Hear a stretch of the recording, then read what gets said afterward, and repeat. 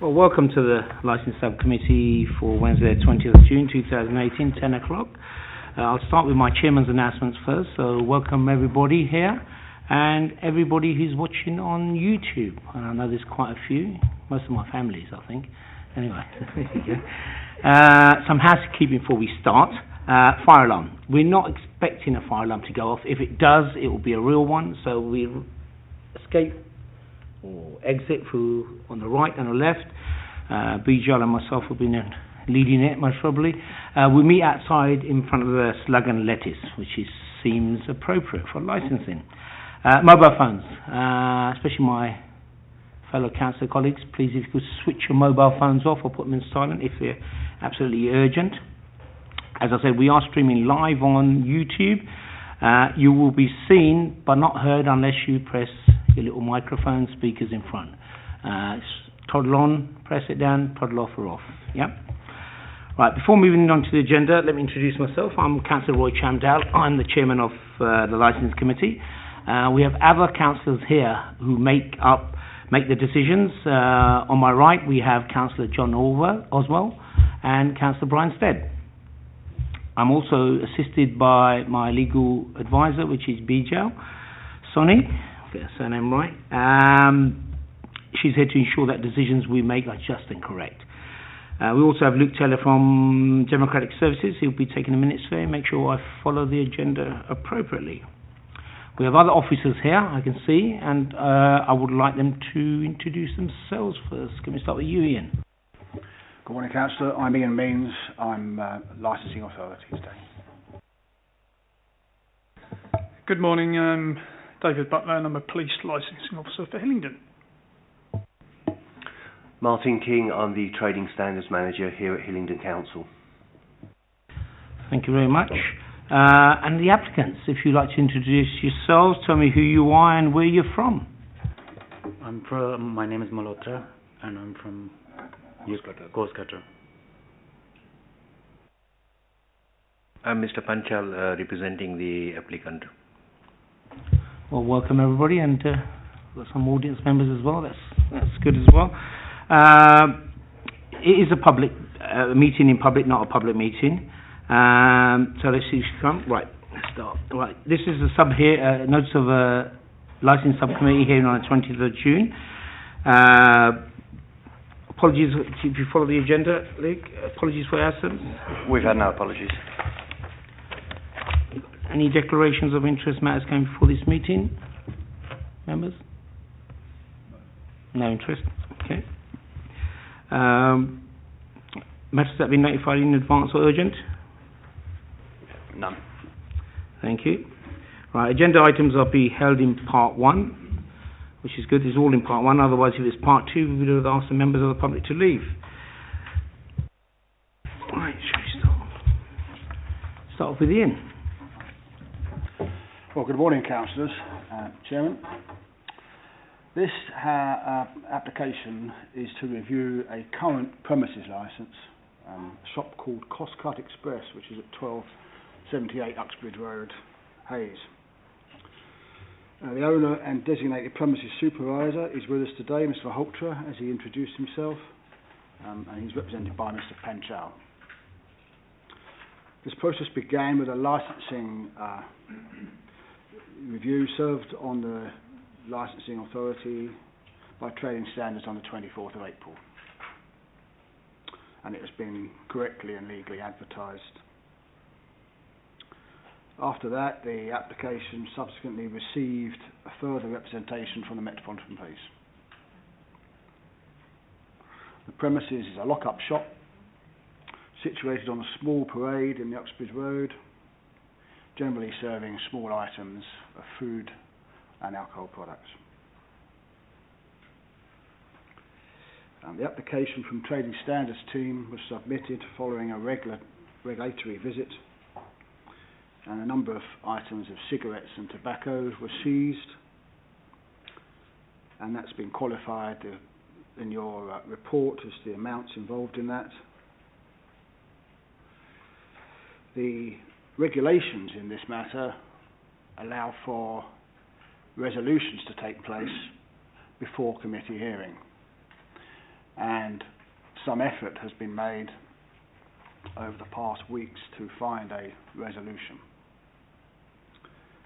If you're minded, I will introduce proposals today and now that you might wish to look at and decide whether you wish to accept a resolution at this stage or take a full hearing that can be submitted. This is very late proposals.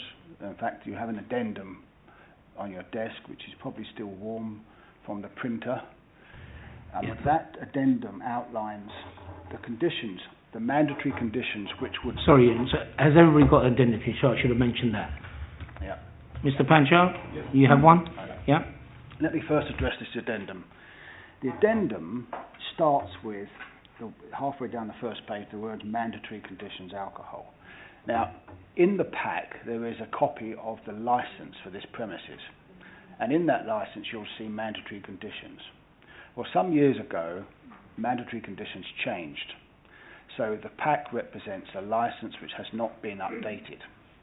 If the licence was to come forward to the licensing service for any application at all, any changes, then these mandatory conditions, as on your addendum, would be placed on that by law. So there's nothing to do with this committee. They would go on there. Following that, on the second page, it says proposed Annex 3 conditions. Now, Annex 3 conditions are conditions which go on a licence subsequent to the committee's decisions. Now, these Annex 3 conditions have been worked on by legal following on from officers' recommendations in your report at page 43.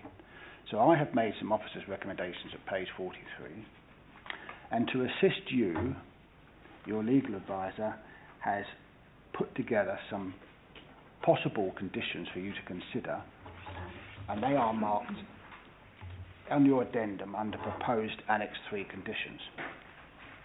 They're based on my officer recommendation conditions, page 43. Further to those, on page 30, Trading Standards have put forward other conditions which they feel are relevant to this matter.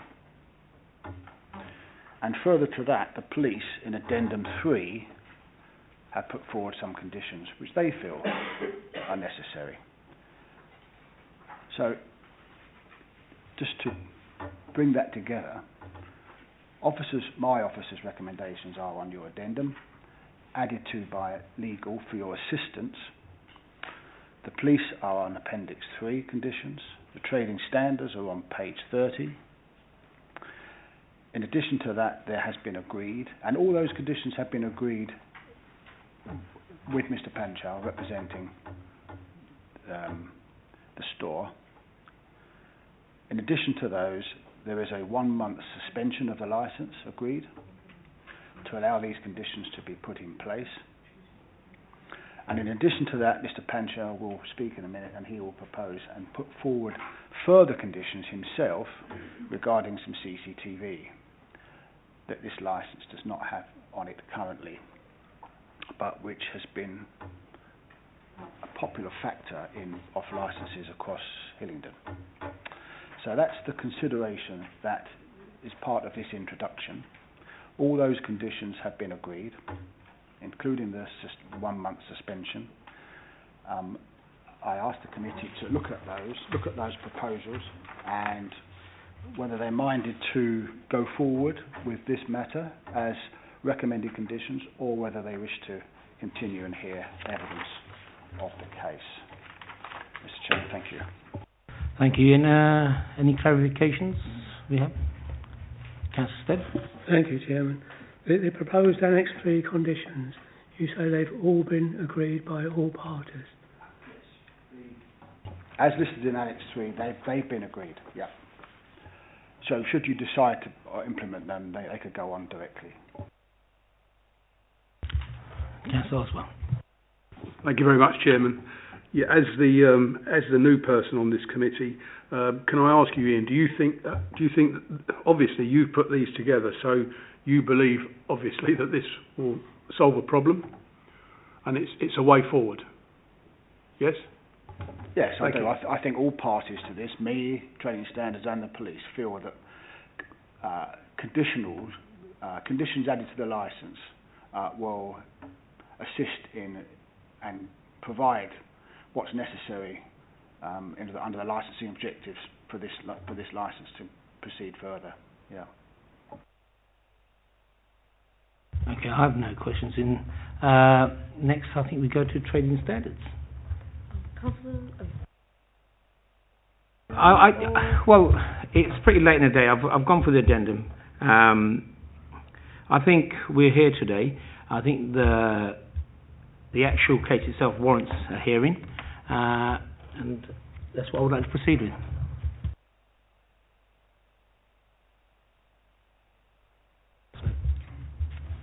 Trading standards, Martin. Good morning.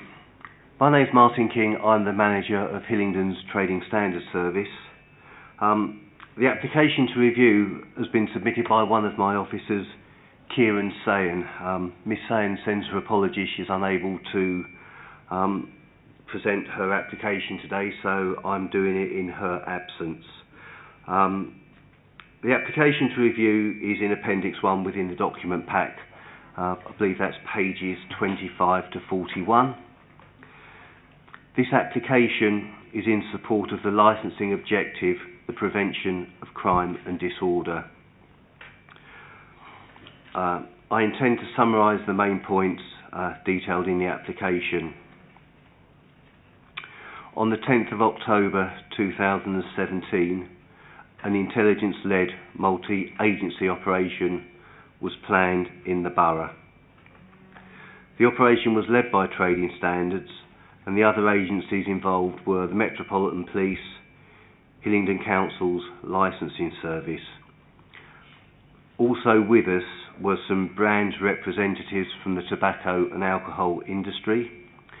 They were there to primarily assist us in identifying smuggled and counterfeit product, and we also had a tobacco detection dog plus dog handler with us. Their aim was to identify any concealed tobacco that may be hidden at the location. The purpose of the visits was to conduct inspections at premises where intelligence suggested illicit sales of alcohol and tobacco products were being made. We had one such complaint about Cost Cut Express.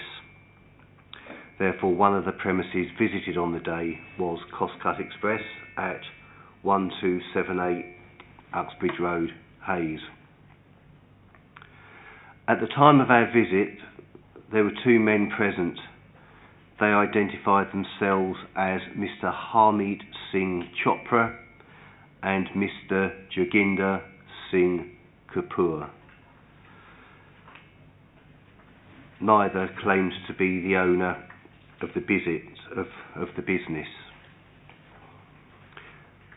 We identified ourselves to the two aforementioned persons, obviously showed our warrant cards and explained the reason for our visit. A call was then made to a person who identified himself as Mr. Jasbir Singh Kapoor. Mr. Kapoor identified himself as the owner of the business. My colleague Miss Sayan spoke to him over the telephone and explained the reason for our visit and asked him outright whether he had any illicit goods on site. Mr. Kapoor said he had no illegal goods on the premises. A full inspection of the premises was then carried out, and tobacco was found behind the shop counter and in the rear store. Photographs were taken during the visit, and they can be found on pages 38 to 41 of the pack, and these photographs show some of the product seized. Explanations of those photos can be found at the bottom of page 29 on the pack. 2,278 cigarettes were seized. 160 of these have been confirmed as counterfeit. 1,200 have been confirmed as non-duty paid, and 918 are in non-standard packaging. Just for the benefit of the committee, what I mean with non-standard packaging is, a little while ago, all packs of cigarettes now have to be in standardised packaging, so they're all basically the same colour. They just have the name of the brand on, and then they have one of the approved pictures on. So in a way, there's no individual branding on the packet. So these would have been old packaging, which previously would have been legal to sell. The standardised packaging legislation came in. There was a sell-through period whereby retailers were required to sell through all the stock with the old packaging. So the non-standardised packaging is not counterfeit, it's not smuggled goods, it is just basically old stock that should have been sold through, but which for whatever reason hadn't been sold through. So in addition to the 2,278 cigarettes, there was also 600 grams of hand-rolling tobacco, which was confirmed as counterfeit, and 2,377 grams of other tobacco, primarily chewing tobacco, all of which was non-duty paid and did not have the required health warnings on them. Obviously, the committee will only be concerned with the smuggled goods, i.e. the non-duty paid, and the counterfeit goods. So the estimate in value of that seized is £515.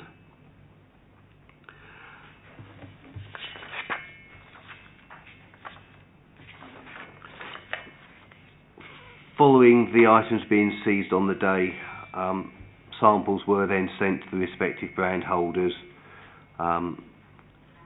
who confirmed whether or not they were genuine, counterfeit or non-duty paid.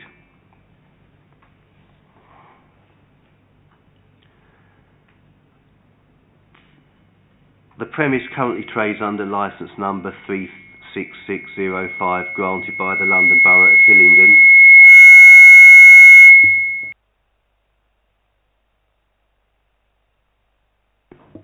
Yeah.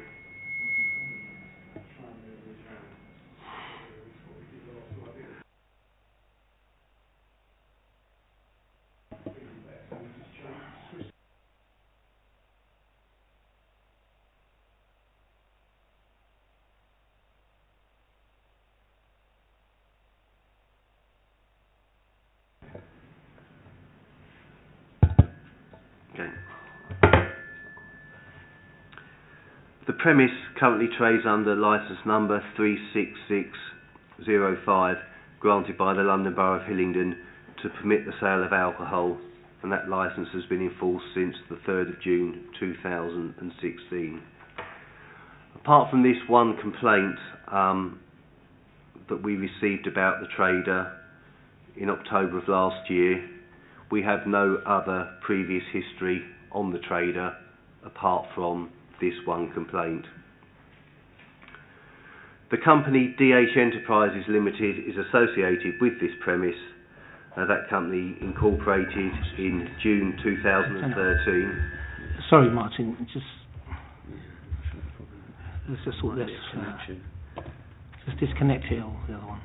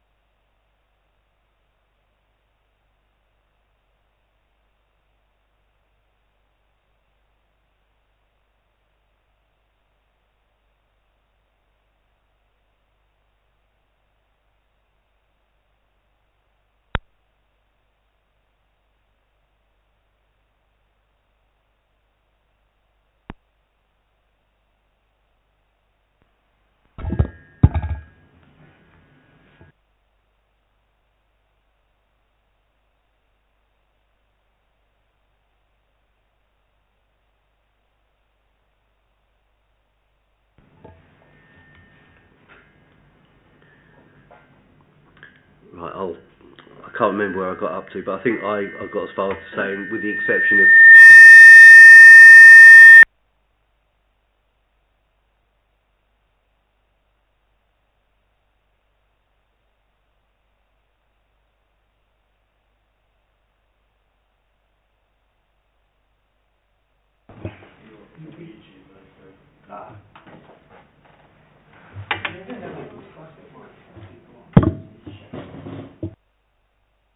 I'll switch my one on if you just speak very loudly.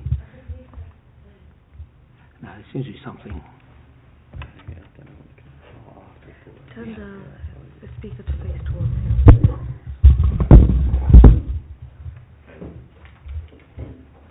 As I said previously, apart from this one complaint, we have no other adverse history on the trader. The company DH Enterprises Limited is associated with this premise. The company was incorporated in June 2013. The company has two directors, Mr. Diljan Singh Malhotra and Mr. Jasbir Singh Kapoor. Neither were present at the time of visit. Mr. Malhotra is the DPS and the premise licence holder for Cost Cut Express. He also has a personal licence. Mr. Kapoor, who was spoken to over the phone during the visit, stated there were no illegal goods on the site. The Trading Standards Service is of the opinion that the conduct of the owners demonstrates a disregard of the law, which raises questions as to whether the business is managed in accordance with licensing objectives. I will also draw the committee's attention to Section 182 guidance 11.27, which states there is certain criminal activity that may arise in connection with licensed premises which should be treated particularly seriously. These are the use of the licensed premises for the sale or storage of smuggled tobacco and alcohol. In closing, I invite the committee to consider the service recommendation that the licence be suspended for 1 month and conditions be added to the licence. The Trading Standards Service would like the following conditions added to the licence. Firstly, no alcoholic drinks or tobacco to be purchased by the premises from unannounced sellers calling at the premises. Secondly, all alcohol and tobacco products to be purchased from established and bona fide VAT registered traders who provide invoices and receipts. And thirdly, invoices for all stock bought to be kept on file for a minimum of 12 months and made available to the police, revenue and customs and authorised Hillingdon Council officers upon request. Thank you. Thank you for that, Martin. Any questions? Let me just lead first. You've mentioned the price, you put £515, was it, for the products. And is that the recommended retail price?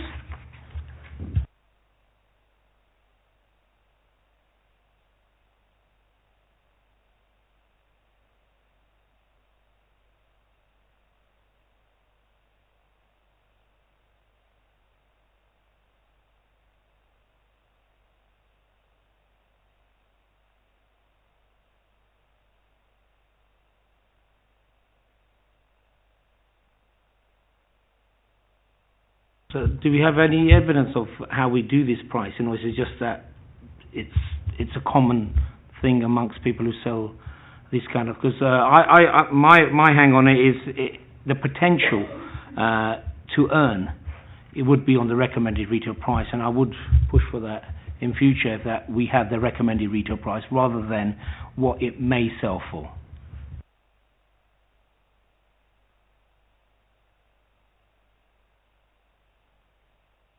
I believe on cigarettes it's quite clear, and tobacco, it's what the recommended retail price is. There is one for that. Also, you said it was concealed. We have photographs of product. Do we have any photos or any other evidence show exactly where it was?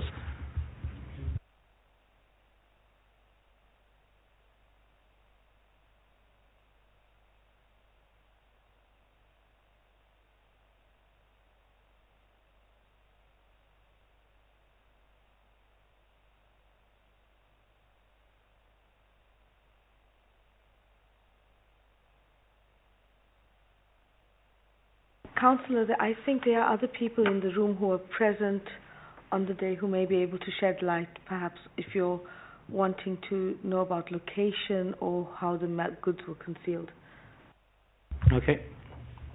You're off on that one, Marcy. Well, if it helps, the pages 39 and page 40 are the two photos with product shown on it.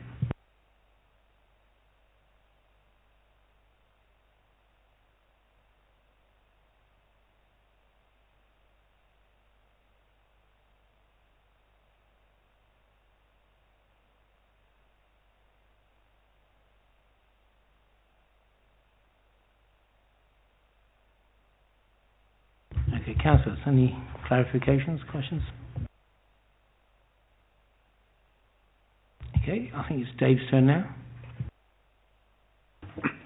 Good morning, Mr. Chairman, committee members, councillors.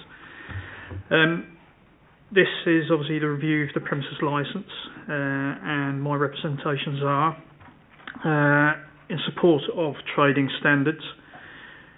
Team at Hillingdon Borough, the review of the premises licence of Cut Express, which is 1278 Uxbridge Road, Hayes, Middlesex. The Metropolitan Police Service is supporting this review in line with the licensing objectives, and in particular the prevention of crime and disorder. On the 10th of October 2017, the Metropolitan Police, in company with Hillingdon Trading Standards team, brand representatives from the alcohol and tobacco industry, and tobacco detection dog unit attended Cut Express in Hayes. This was a multi-agency intelligence-led inspection following a trading standards referral. At the venue, police were present when illicit tobacco products were detected and seized by trading standards officers. The Uxbridge Road area of Hayes, Middlesex, has been a problem location for some time, and several multi-agency operations have been in place to try and eradicate the antisocial behaviour, street drinking and drugs misuse in that area. Numerous complaints have been received over the years. The premises licence holder has indeed neglected to observe the licensing objections under the crime and disorder. When a local business flouts the law in a challenging area by selling non-duty paid products and tobacco that has not been quality tested prior to sale, then as a responsible authority we must do all we can to protect the public and the livelihoods of legitimate business owners and traders.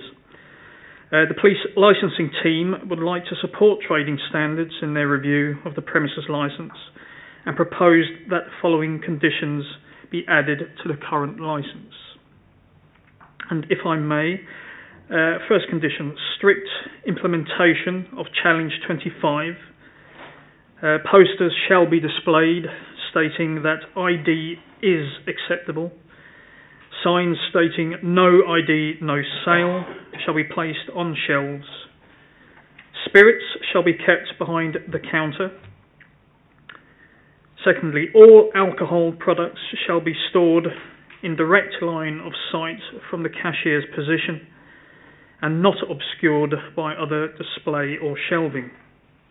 If any part of display is obstructed, then this must be covered by CCTV. Also, products with And alcohol by volume of 35% or above shall be stored behind the counter. Also, all purchases shall be made from reputable wholesalers or cash and carries. An incident log shall be kept on the premises. The premises licence holder or DPS shall not purchase any alcohol or tobacco from door-to-door sellers. And finally, where a trader becomes aware that alcohol or tobacco goods may not be duty paid, they shall inform police immediately. That concludes my representations, Mr. Chairman, committee members. Thank you. Thank you, Dave. Clarification regards with this tobacco was kept. If you just shine a bit of light on it, was it sort of stacked up, or was it, the word was used concealed? I just want a bit more clarification on that. Yes, Mr. Chairman, I believe it was found in a box behind a counter, which was, I believe, being used as a footstool or some sort of stool to be sat upon, and it was found within carrier bags within that container.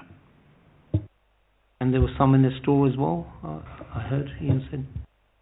There was, Mr. Chairman. I didn't go into the store, so I can't comment on the store side of things. Councillors, any questions, clarifications? Councillor Oswald. Yeah, thank you, Chairman. An incident log. What would that record? What sort of incidents would you be talking about? Councillor, any sort of an incident, refusals, any underage, for example, underage purchases, children who may enter the store, who may try to purchase goods, incidents relating to any criminal activity. It can be any incident that's of note or that we may, of course, need to be made aware of. Through you, Chair, could I perhaps give some details? In terms of the condition that's been drafted, this incident log would cover any situations where a sale of alcohol or tobacco was refused. It would include the reason why. Any faults that would exist in the CCTV system, meaning that the CCTV was not operational. Also, any other non-compliances. So, for example, if an underage person came in and sought to buy alcohol, or any other person for some reason was refused, it would all be recorded within that log. So we would have an idea, or the officers would have an idea, how the premises was managing its sales. Can I just finish off? Yeah, thank you. So, an incident log, would this also include, let's say, a door-to-door salesman trying to sell illicit cigarettes, tobacco, or even alcohol? It is any incidents or any refusals. Indeed, yes, that would fall under that category. And as stated in the conditions, they would have to make us aware immediately of such an incident or such an attempted sale. And also any incident log would have to correspond with the CCTV date and time on our request. Sorry, just clarification from Bijal on that point. The wording of the condition would need to be expanded to include this sort of scenario, and so then we would discuss this within deliberations. Councillor Stead. Thank you, Chairman. Surely some of these recommendations that we're going to be discussing shortly, they should already be implemented under their licence, surely. Like, for instance, what we used to call the white van delivery man, delivering stuff to the back door, invoices to be filed and recorded. Surely some of those should have already been. Just ask any questions to Dave first, and I think we'd get that in our deliberation.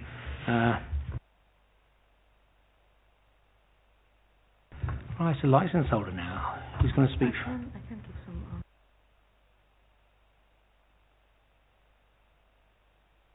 So Mr. Panchald's going to speak first, I imagine. Thank you very much, Chairman.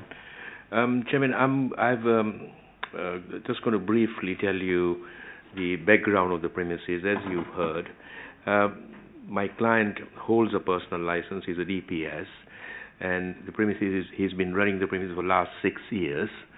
He hasn't, as you heard from the trading standards, there is no previous history of the premises. So the premises has been running in a way it should be according to the Licensing Act. Hence, they apologize for this incident that has occurred. But their immediate steps have been taken.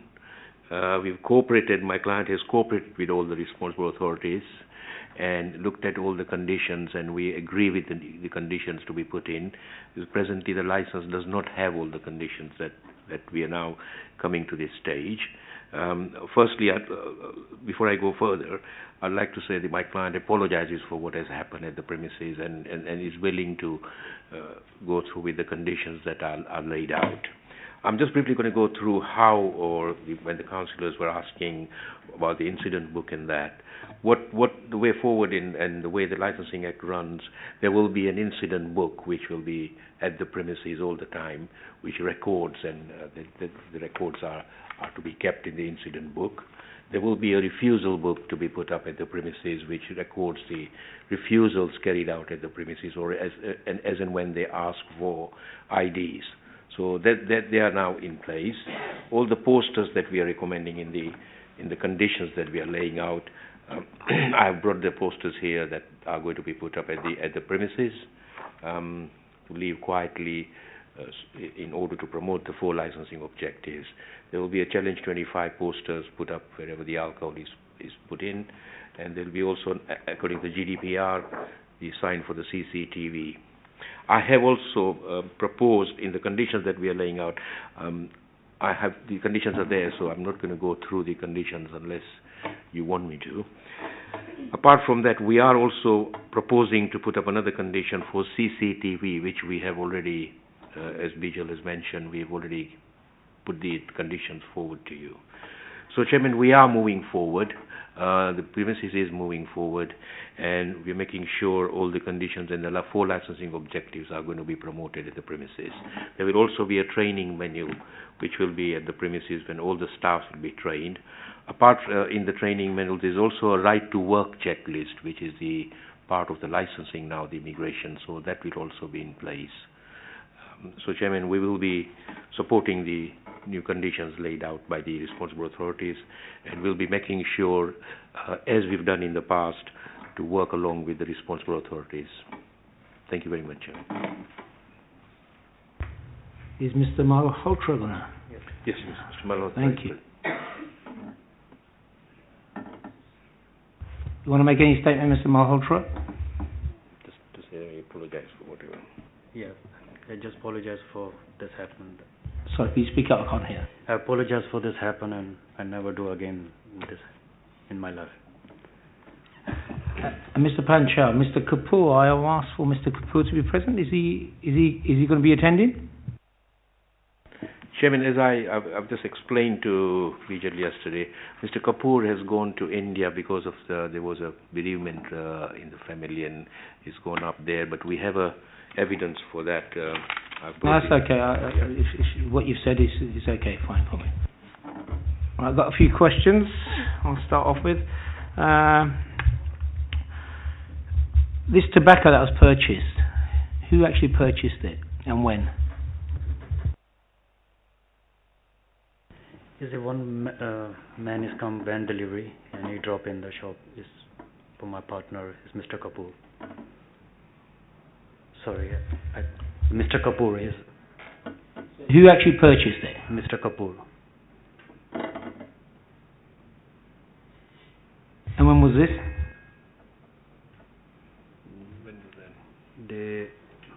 When has it happened? Before 2 days, 2-3 days. And has this happened before? No. And how do you know this? This is the first time they come. So were you aware that the tobacco that was purchased was in fact illegal and against? When I switch my one on, you need to switch yours off. So you're aware that this tobacco was illegal in terms of against the licensing principles? Yes, Chairman. When they were purchasing, from my interview and asking the client, the person who supplied said, I do supply at all the other premises, and they asked for the invoice, and he said, I'll go and get back the invoice, and he never turned up again. Did you purchase any alcohol as well? No, they did not purchase any alcohol. Once we had the visit from the legal authorities, have you informed the police of who this gentleman is, and what van he was driving, or what colour the van was? They haven't informed the police, but they are waiting in case they've told the responsible authorities that in future they will be reporting it to the police straight away and making sure that the person is reported. So let me just get this right. So you're saying it was purchased a few days before the visit? Yes, sir. And this person who sells this stuff to you hasn't come back again, ever again? No, he hasn't come back. Councillors? Yes, thank you very much, Chairman. Could I just ask that if this white van or whatever it was turns up again, can you just get the registration number? Yeah. Don't buy anything, No. just send them away, but get the registration number, and then the licensing officer for the police and the police and trading standards will have some sort of idea of who this belongs to, and maybe they can then do something about it. We'll have that in our discussion. This is more on what statement the licence holders have made. His questions just on that, John, first of all, and we'll have a discussion later on. Chairman, could I just ask the licence holder some queries which I think may shed light on your questions that you asked earlier? Far away. Mr. Panchal, we were told Mr. Kapoor purchased it. When did Mr. Malhotra become aware of it?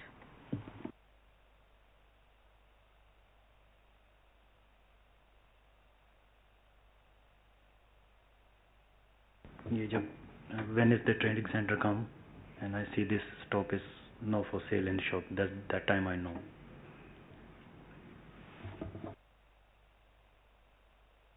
How do you know then that Mr. Kapoor purchased it?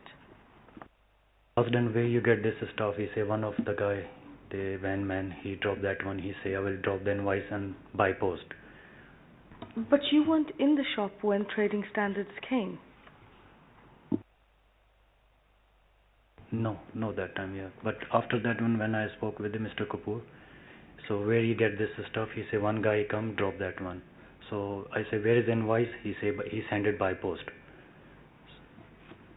Could you explain to us what you do as DPS? Because you of course are responsible for ensuring things are done properly. So explain to us what your job involves. Jobs, we look after the shops. I explain my stuff, everything. When you sell any stuff, check. When I buy, normally I buy from cash and carry, the Mecha, Bestway, Kron. We never buy from other guy. But that time, I don't know how is Mr. Kapoor get that one. The guy explained. I don't know. How much did Mr. Kapoor pay for this product? He haven't paid at the moment. He say I will send you invoice, then you pay. So what you're saying is you bought some goods off back of a van, and the chappie's going to send you an invoice. So you haven't paid for it then? No, he said take the stuff. You sell very good this one, and I send you invoice. When they send the invoice, he took the money. And that happened after 2 days. The guy is no come at the moment. I'm waiting to come. I inform straight away to police. This is guy. He give me stuff. So who does normally the purchasing? You said you do the stock. You buy the buying from the cash and carries. So would this be a normal occasion where Mr. Kapoor, who's a fellow director, to purchase product for the store from any source he feels so wishes to? Normally Mr. Kapoor go cash and carry, buy most of his stock. Sometime I go It's a bit difficult asking you the question because it would have been good if Mr. Kapoor was there. Unfortunately, obviously, as you said, it's bereavement, so he could actually explain his actions. But at the end of the day, it is your responsibility to ensure everything that's in the shop is legal. Yeah, of course. One last question. Is Mr. Kapoor in the shop more regularly, or is it you? Both.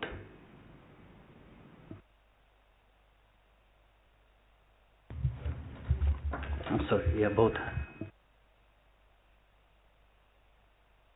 We move to the stage. Any more questions, councillors? We get to the discussion stage now. This is where we can actually ask any interested parties any questions that you feel that you need to, any clarifications. I was going to kick off, I think, a lot of the questions that we have asked. It's a shame Mr. Kapoor's not here, because obviously if he's the chap who's actually purchased the product, and we've got the DPS here. I'm just still concerned about this purchasing idea. How many times do you visit the cash and carry? Weekly 2 times. And who goes and purchases it every single time? Me and Mr. Kapoor. So you go together? Sometime together, sometime mostly Mr. Kapoor.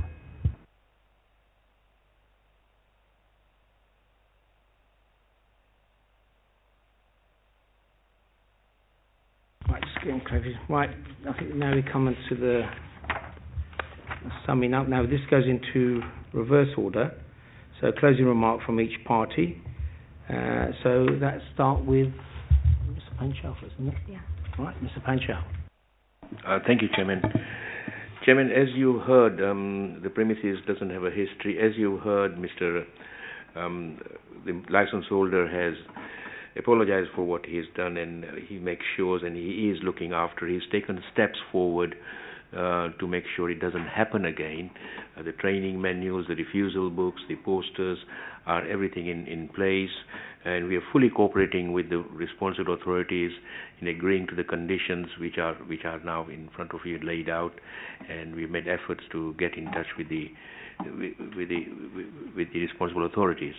So, Chairman, we feel that yes, we are agreeing to the responsible authorities 1 month suspension of the premises, in which period we will make sure the things are in place and make sure the trainings are carried out thoroughly and make sure everything gets into place. So, Chairman, we are agreeing to the conditions laid out by the responsible authorities, and we are happy to have a suspension of 1 month for the premises. Thank you very much, Chairman. Yeah, thank you. That seems to be in the direction it's all going. Now will be... Is it Trading Standards, yeah? Yeah. Trading Standards. Metropolitan Police and Trading Standards. Dave, you're on. I have nothing further to add, Mr. Chairman. I'm happy with the conditions proposed. Thank you. Martin?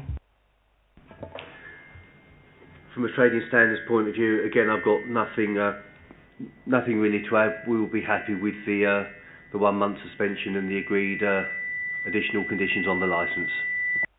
Just in time there. Ian? Mr. Chairman, yes, for your decision only. Short and sweet. Right, we're going to now move on to deliberations, so we will ask everybody to leave while we discuss.